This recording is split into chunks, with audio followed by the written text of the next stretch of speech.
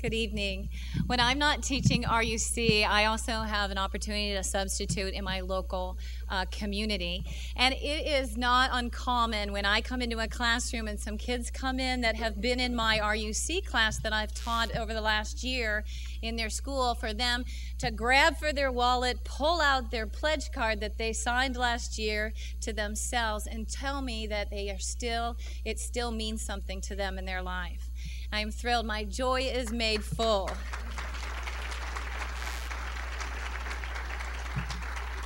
I get the privilege to stand in front of a lot of kids from a lot of different backgrounds. Some are pretty broken and bruised.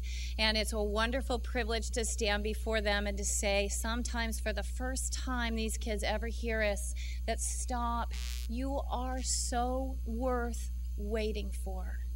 I am so grateful to do that. I am so privileged to go into the classroom with a curriculum that is so engaging and so culturally relevant that when you walk in and see the looks on these kids' faces, and half of them are very skeptical about what you're about to persuade them, but you just kind of smile because you know this curriculum is so top-notch. By the end of that week, they're going to come up to you with a heartfelt thanks. And we have survey results that we give out on Friday just to get some feedback. And in the past, we've used it for research statistics, but I'll just share a few of them.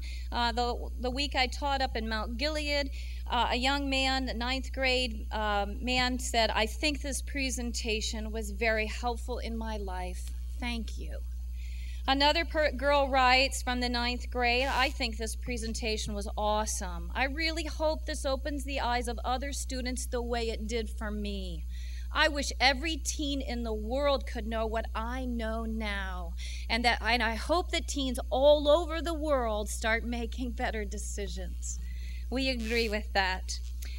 And finally, another said, "I think this presentation was informing, but I wish we would have had this lesson earlier because I probably would have changed my past decisions." We all know about regret. We all mess up. We all make mistakes. But isn't it wonderful that God in His love has said there are do-overs. There are start freshes. And on this next PowerPoint, there's no other audience that's more welcoming to this message than at the prison. And I get an opportunity and a privilege to go down and meet with some of the girls down at the Scioto Correctional Facility just over, I guess it's west of here.